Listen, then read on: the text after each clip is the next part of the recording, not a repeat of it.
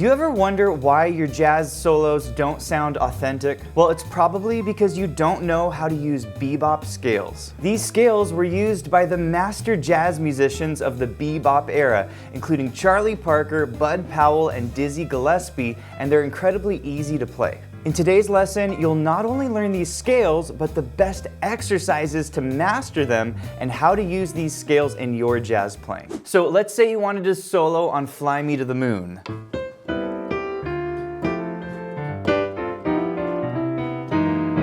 Well, you might see the chords A minor 7, D minor 7, G7, and C major 7, and you might think, hey, I can solo over these chords using the notes of the C major scale. And so you might play a solo like this.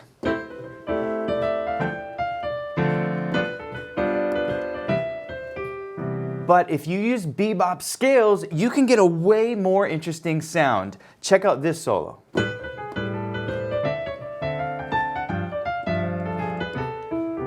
Notice how I'm adding some black notes to my solo, but these notes are not random. They actually come from the bebop scales. And the amazing thing with the bebop scales is that you usually only need to add one note to your scale to get this bebop sound. Now, as a quick word of caution, it's not enough to just learn the notes of these scales. To effectively use these scales, you need to learn the best fingering for the scales, which chords these scales work over, the best exercise to master each scale, and then fourth, how to connect each of these scales in your solo. We'll cover point 4 at the end of the video, so be sure to watch all the way to the end so that you can play these scales with confidence. So what is a bebop scale? Well, a bebop scale is when you take a normal scale, like the C major scale, and you add one note to the scale,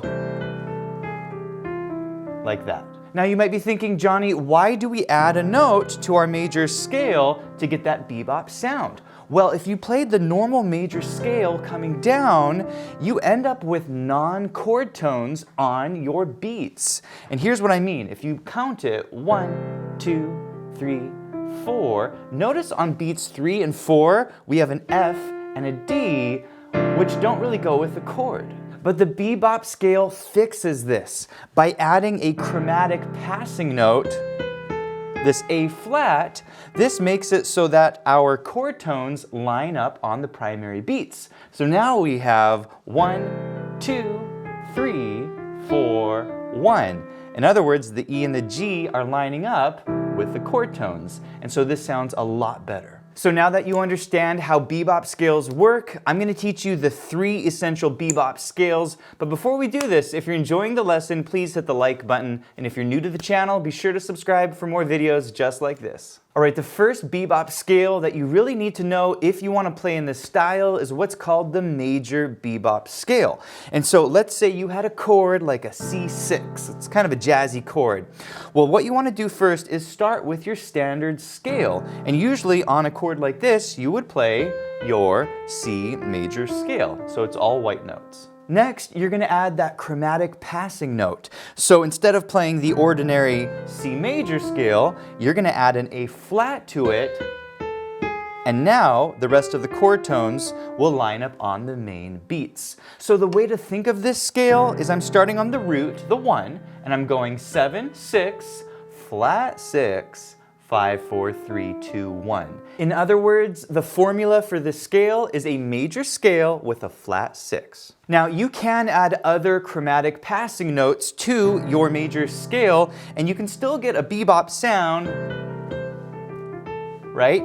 But the most common chromatic passing note in the style is going to be that A flat. But because the A flat is more commonly used in this style, this is why we call it the major bebop scale. But just keep in mind that you can add other chromatic passing notes if you want to try them. All right, the best fingering, in my opinion, for the major bebop scale is to play 1, 2, 3, 4, cross under 1, 2, 3, 4, and then you're back to the C, okay? You could also go 1, 2, 3, 1, 2, 3, 1, 2, but you're changing up the pattern. So in my opinion, I think just keep it simple, 1, 2, 3, 4, 1, 2, 3, 4. Now, which chords can you use your major bebop scale on? Well, any chord that functions as a major chord. So C major, or a C6, or a C major 7. Or if you really want to color it, you could do a C major 9, or a C major 6/9. The major bebop scale works on all of these chords. So I think the best exercise to mastering your major bebop scale is an exercise that starts on each of your scale degrees. And here's what I mean. You're going to play your C6 in the left hand, you're going to walk up the major bebop scale, take it down, and when we get here, you're going to go up to the third, the E, and play the same scale coming up from the E. So here's what we have. See that? And we come up to the E and then back down. Right? Makes sense? And then we're going to do the same thing from the G, and down from the G, and finally we're going to play it on the A, and down from the A. And then from here you could start the exercise over on the C. And this exercise is very important because when you're learning a scale like this, you don't want to learn this scale always starting from the root. If you're soloing with this scale, you're going to want to be able to start your jazz line on any note. For example, you could start a line on the C, maybe on the E, maybe on the G, and maybe on the A. Now, when you speed this exercise up a little bit, it sounds great. I'm going to add a little groove in my left hand, ta, ta, and here's what it sounds like.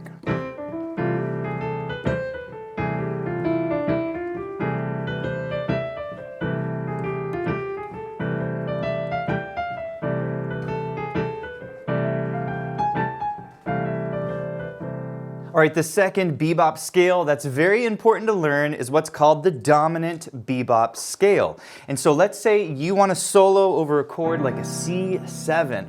Well, generally you're going to use what's called the C mixolydian scale to solo on this chord. And the C mixolydian scale is basically like a C scale, but you're going to add a B flat to the scale.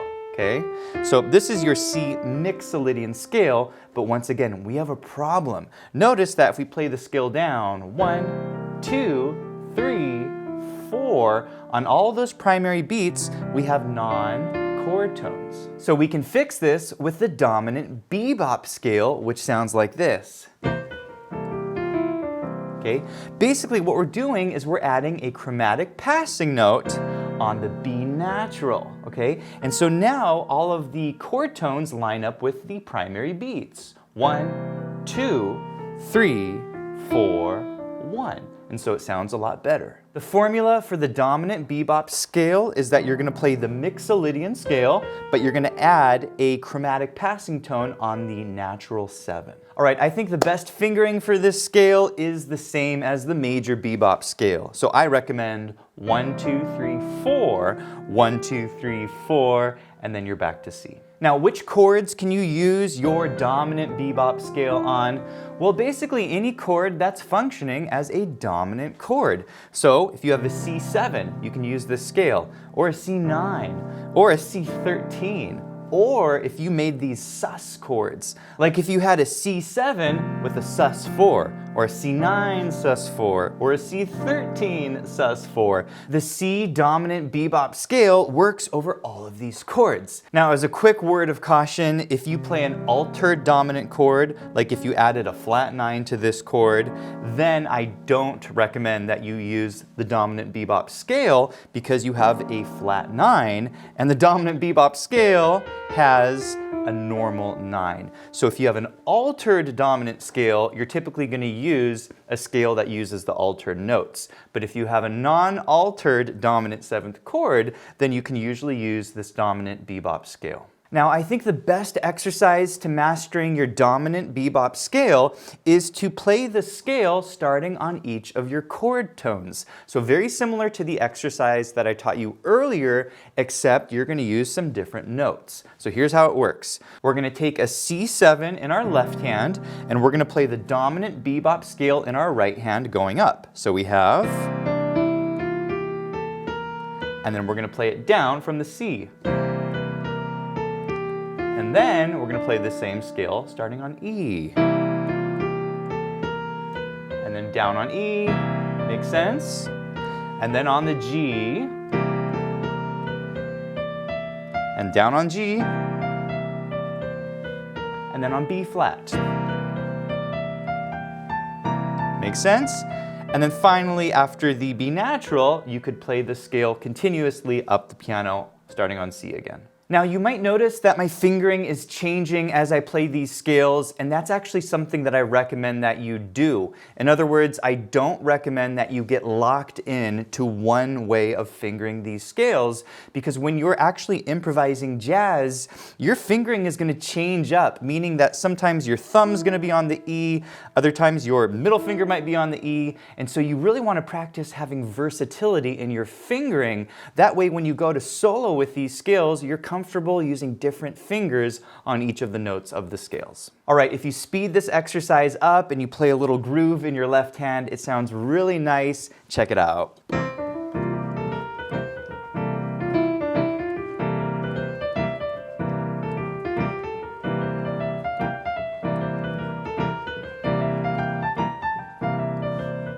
All right, before I teach you the third essential scale, if you want to do a deep dive on your bebop scales and you really want to understand how to use them in your playing, check out our full-length course, 251 Soloing with Bebop Scales. In this course, you will learn everything that you need to know about your bebop scales. We'll start with the most common chord progression to use when you're soloing. We'll talk about different left-hand accompaniments that you can use with your bebop scales. You'll learn all of your bebop scales, including the different variations on each scale. We're going to go through different exercises to master those scales, and then we're going to talk about how to build awesome jazz lines, including how to target different notes of your scale. And then I show you how to mix each of your bebop scales to create awesome jazz lines, and how to target certain notes so you get a really nice sound. So I'll put a link to that course below. All right, the third essential bebop scale that you really need to learn if you want to play in this style is what's called the minor bebop scale. And so let's say you wanted to solo over a minor chord, like a C minor 7. Well, you could use the Dorian scale. This is the standard scale that a lot of jazz musicians would use on this chord. And so the Dorian scale uses C, B flat, A, G, F, E flat, D, and C. Okay, so there's your Dorian scale, but once again, we have a problem. If you play this scale going down, you end up with non-chord tones on your beats. 1, 2, 3, 4. Okay, so you get these notes, but they don't really belong to the chord. Well, I can fix this with my minor bebop scale. Basically, I'm adding a B natural to this scale. And so by doing this, I end up with chord tones on my primary beats. 1, 2, 3, 4, 1. And so what I'm doing is I'm adding a major 7 to my Dorian scale. So the formula for this is a Dorian scale, but you're adding a major 7 passing note. Now there's a second version of the minor bebop scale, which adds an E natural to your Dorian scale, okay? So you could also play your minor bebop scale like this. However, my preferred scale is scale number 1. I generally like to add that major 7 instead of the major 3rd. So we're gonna focus on scale number 1 for the rest of this section, but just keep in mind that you could use either minor bebop scale. All right, my preferred fingering for this scale is 1, 2, 3, 4, 1, 2, 3, 4, just like the other ones. And the best chords that you can use with this scale are any chords that function as minor chords. So C minor 6, C minor 7, C minor 9, you could use that scale, C minor 11, or a C minor 6, 9. You can use all of these chords with these minor bebop scales. And the best exercise to practicing your minor bebop scales is going to be a very similar exercise to what you learned earlier. So you're going to play the scale starting on each of your chord tones. So let's play the scale coming up. We're going to use a C minor 7 in our left hand. We'll start on the C, and then down on the C, and then now on the E flat, makes sense? And then on the E flat, see what we're doing? All the chord tones, G, and G, and finally we'll end on B flat.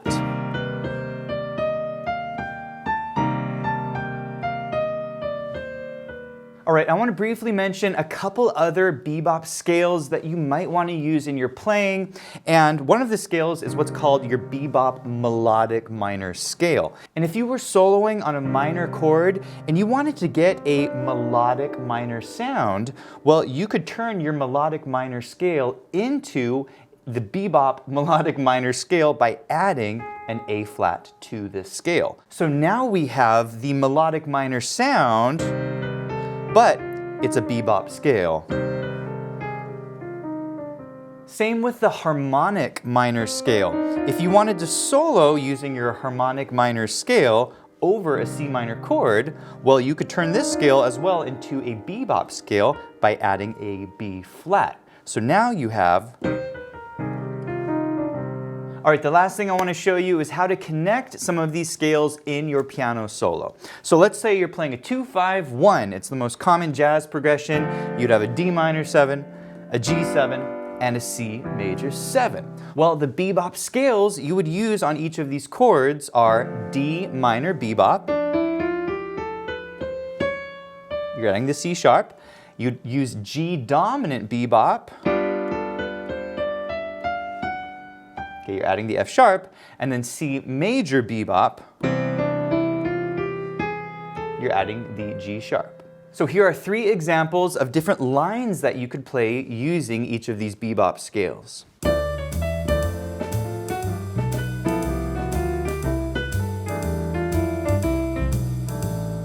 I'm starting on the D, there's that bebop note, outlining the chord. Then I'm anticipating the G chord with the bebop note. You see that? Walking up the scale. There's the bebop note. And then on the C, bebop note coming down the scale and end the line. By the way, I wanted to mention that this lesson comes with 3 downloadable backing tracks at different tempos. You can also download and print the lesson sheet music on the top left of your screen, and you can change the key of this entire lesson with the click of one button with our smart sheet music. So I'll put a link to all of that below. Here's line number 2.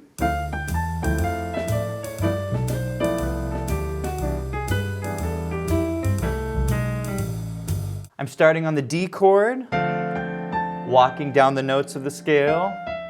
There's the bebop note on the C sharp.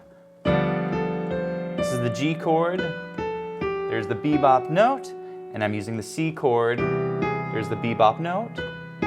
Coming to the A, outlining the chord, and then bebop note down to the G. All right, here's example number 3.